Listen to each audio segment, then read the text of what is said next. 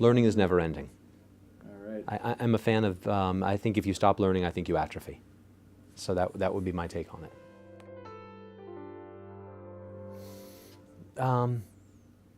Well, I think for me it's important. I think for people who want to grow, it's important.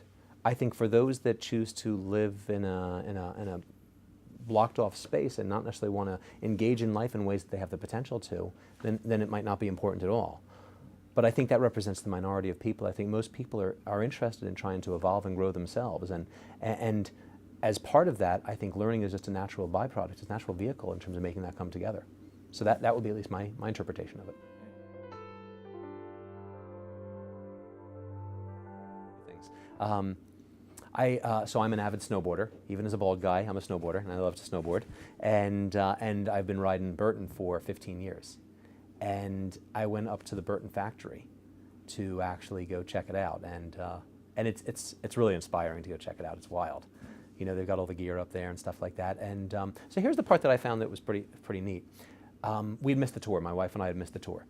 And so what ended up taking place was we were walking around their store checking it out, and I guess I was pretty excited by just being up there. All the dogs were running around and stuff like that. They had an interesting culture there. They had a lot of pets.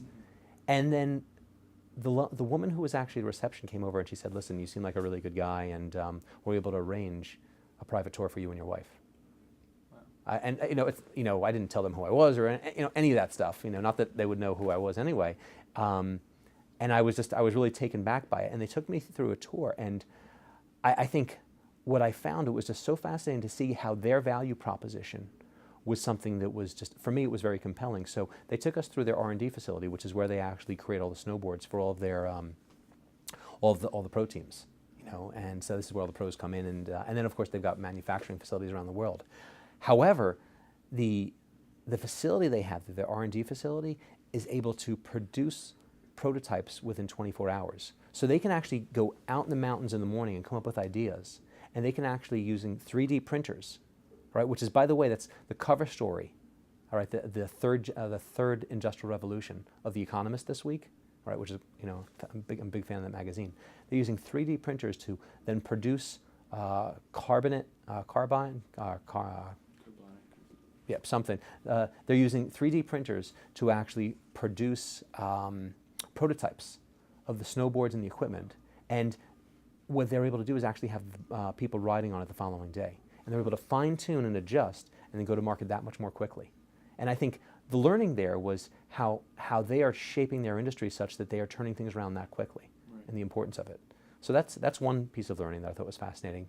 The other was just a quick quote. It was just something I read, and I was taken by it. I was smitten by it. So so I've been traveling around just a bunch. I was in Vietnam and London and all over the U.S.